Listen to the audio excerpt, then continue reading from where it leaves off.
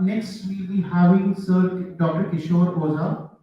Dr. Kishore, he has a PhD in English, Education, Business Administration, and Psychology. Skills on emotional intelligence and job satisfaction are on the National Psychological Council. He's also authored books on scale construction for research scholars and English language.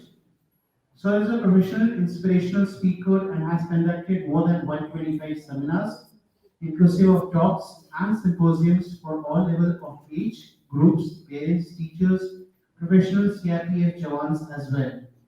So has counseled more than 1,500 cases of all categories, national and international, related to behavioral disorders, parenting problems, psychosomatic disorders, purpose in life, societal tendencies, and scientific knowledge compatibility.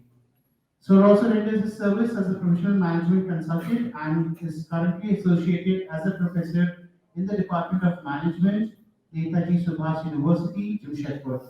So welcome, please join us on the stage here.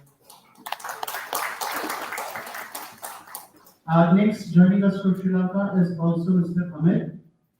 He is the co-founder of Quantum Leap Private Limited, so has helped 40,000 plus professionals and business owners to grow. He is a CXO coach, personal branding strategist, LinkedIn marketing, live streamer, sales performance evangelist, early entrepreneurship education for kids. And we also have Professor Sunil Sarangi. Professor Sunil is currently teaching communication and leadership at Accelerate Jamshedpur. For 5 years now, he has been the program director of Basic Leadership Skills, the flagship management development program of XLRI. He has over 20 years of corporate and academic experience. He holds a Master's of Arts degree in English language and literature as a university gold medalist. His area of research is language, entrepreneurship, and Eurocommunication. He has worked for Goldman Sachs, Oracle, and Dale Carnegie, India, where he got his international certification as a teacher, trainer, and he taught and trained for a number of enterprises. He has designed and delivered management development programs as program director and as resource faculty for senior IFS officers, allied officers of Government of India, and Central Labour Commissioners. The execution of senior management of Canara Bank, State Bank of India, Indian Oil, and National Healthcare Nepal. Is also taught the principles of Central School and Delhi Public School and executives from across all levels of associated with global solution. Bank of Baroda, Genpact, Aristocrat Technology, Sixties Technology, Ashok Leyland, Biocos Global, Himalaya Drug Company, MRF, Oil India, Unicham, NTPC, Tata Steel, JSW Steel, Tata Motors, Indian Oil, NHPC, Power Grid, Himalaya Drug Company, Kohler, Usha Martin, etc. Sir, please welcome to the stage, sir.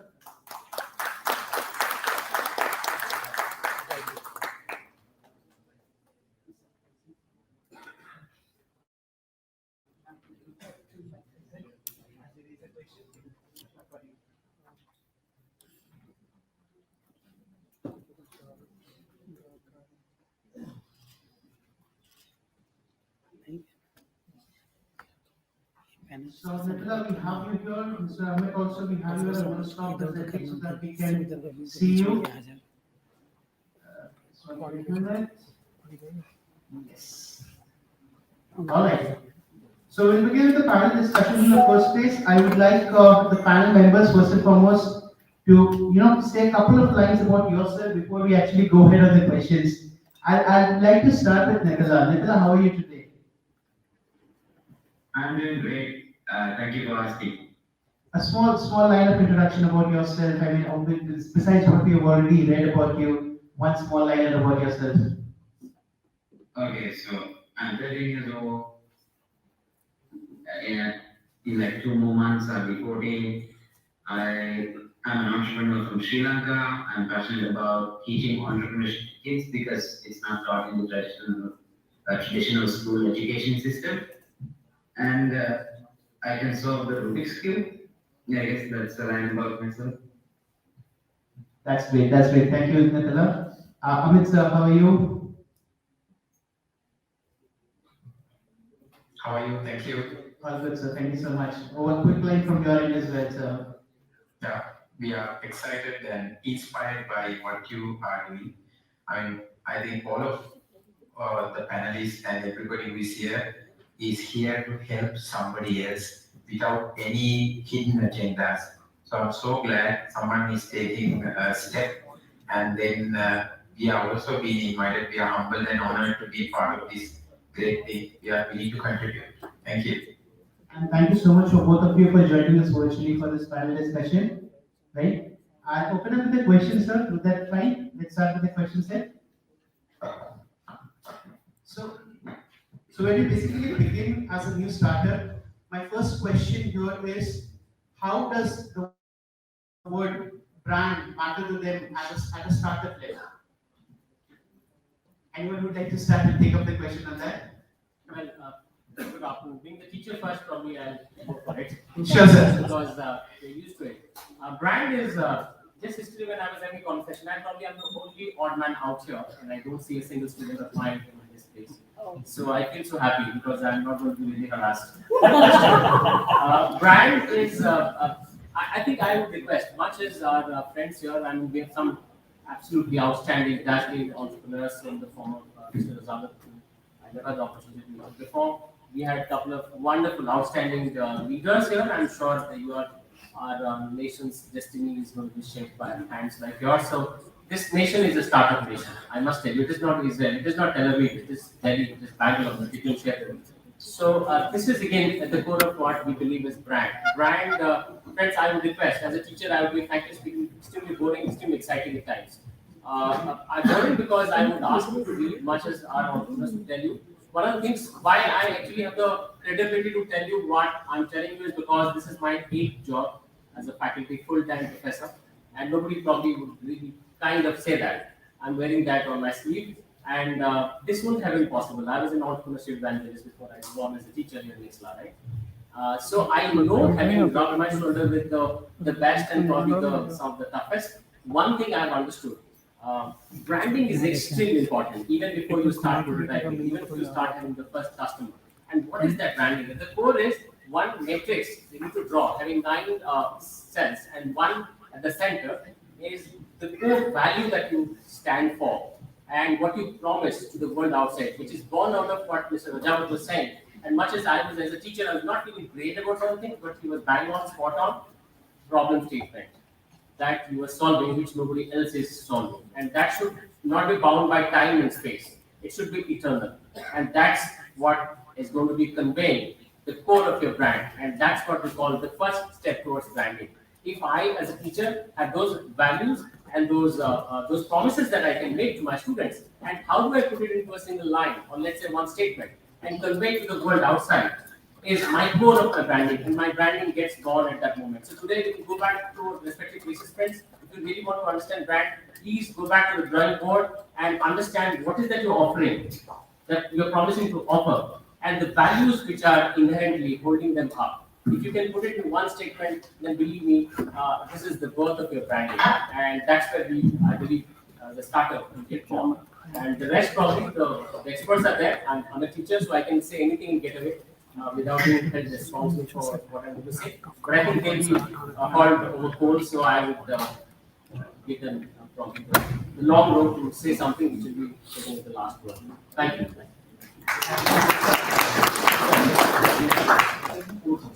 Thank you so much. Wonderful audience.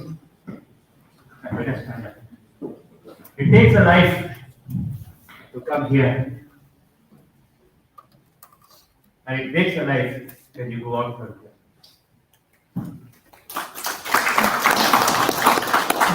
I only get that. It takes a life. It has taken a life for at least 3 of us plus 2 and other 5 of us to come. And to take a life for all of you when you go out. Honestly speaking, we should not worry about branding. That's what I feel. Should not worry. Let the word brand you by the services that you offer, by your credibility, by your authenticity, by what you carry. Should not worry about what you are giving to the world. Many people say we are doing our best. Your best is not required. Don't think I'm calling saying. I have always 6 senses working and the 7th one also. You did not give your best because that means a struggle with your own life. And by the time you get your fruits of your labor, you won't enjoy living there. You won't be able to enjoy the fruits of your labor because you wear out, you burn out. I hope you understand it. All the people who have gone to the topest rung of the ladder, you must have seen them fading out of the lift. It's not that what is required. And you'll find the equation is very, very easy. It's very easy to stand out in life. You've got to be outstanding.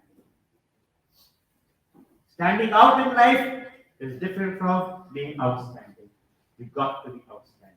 And how you do it? It's a very, very simple formula. Very, very simple. Hardly any book of management teaches that. Hardly. It's very simple. Just find out what the other person requires and misses in life the most. Please understand. This is for everyone. What the other person requires and misses in life the most, at most affordable cost, being most trustworthy, with a high level of sustainability, and believe me, ladies and gentlemen, that's the area of your work. I hope you're getting it. You did not have your market analytics required. You did not do much business research because business is nothing but buying and selling of goods on a regular basis. You know all that very well. Despite so much, the top, everyone is worried about branding. But find out what have you to give. Is that person in an affordable position to accept what you are giving him? Or are you forcing things on him so that he has no better choice, no other choice, and after some time he leaves you out and you fail out of the market? So more concentration should not be on you, on your prospect. What does he or she require? Give it to him in the right dose. That's what I use the word affordability. If he can afford, you have a long time to sustain. If he can rely on you, you can go for a long time in the market. And if he lives your product, you automatically become a brand. Elite, I had not heard of. But now for me, it's a brand because they are a brand for all of us who are sitting here. Yes? Haji Management. Yes or no? Yes. They have become a brand. By what have they done? Nothing. They haven't done anything. They have only used that brain where he failed to apply. Agree? Absolutely. And that is what has put them there. And the pain and the passion both come simultaneously. It's very easy to study in a management school, let me tell you. Very easy. But to give an advisory lecture on management is very difficult. I hope you know that. It's very easy to complete all the papers, 35 papers of management. Yes, with internships, projects, so on and so forth. It's very easy to publish a journal. But when it comes to holding yourself against the tides of time, that becomes business. Here is where most of the business managers fail. All failing industries have high qualified managers. I hope you agree with that. They had recruited, they had selected all branded people from tier 1 business schools. Tier 2 and 3 were ignored to the highest level. And startups are basically the second coming of the economy of the country, where tier 3 and tier 2 will venture. And elect is for that only. Yes, agree? It's for tier 2, tier 3. It may not necessarily be the business creamy schools of India. Not only. So if we can come here, we mean, sorry, maybe 10 years later, some of you will be occupying this field. Agree? Yes. How many? Vote, hands up. Once again, please listen to my question. How many want? Hands up. See, this is what happens. A good entrepreneur has to use all the 7 senses before he or she answers the question. That is right. Back to the question again. You don't need a brand. You don't need an ISI. You don't need an ISO. You got to carry that wherever you go. And that is branded on you here. Your eyes speak everything. Your terminology speaks everything. Your vocabulary speaks everything. And moreover, your tone is the prime source of your branding. Let me tell you. You may be a very good businessman, but if your communication is poor, you are out of the market. Agree? So where is the paperwork required? Where are the funds required? Your organs of speech are your best brands. Your membrane here, best brand. Your psychological approach towards yourself, that is the best source of branding. We always look at the other person for being an example. Why can't you be your own example to the world? And it's very easy. If the second person, who is equally a human being, can become a business icon, why the hell can't we become one? Honestly speaking. Who stops you? No one. It is you, we, or I who stop ourselves. Agree? Only by the apprehensions, only by the anxieties, which we have not yet faced. Let me tell you.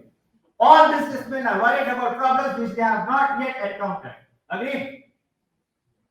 And once they encounter the problem, they know how to come out of it immediately. Or go to hell along with it. Agree?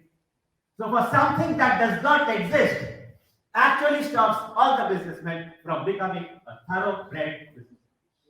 Agree? Yes or no? Yes, sir. Got to be. So keep it short in time, or keep it short with everything. Honestly speaking, don't worry about the brand. Carry yourself and become a brand. The world will come to you to get tagged by you, and that is your brand. Thank you so much. Thank you so much, sir. I have a next question to Mithila particularly because, Mithila, I have a question here to understand, when does a brand building become crucial for a startup? Because when you talk about starting off on an entrepreneurial journey for someone, you're leading them in that direction. When do you feel that it is a crucial time for them to actually begin on the same?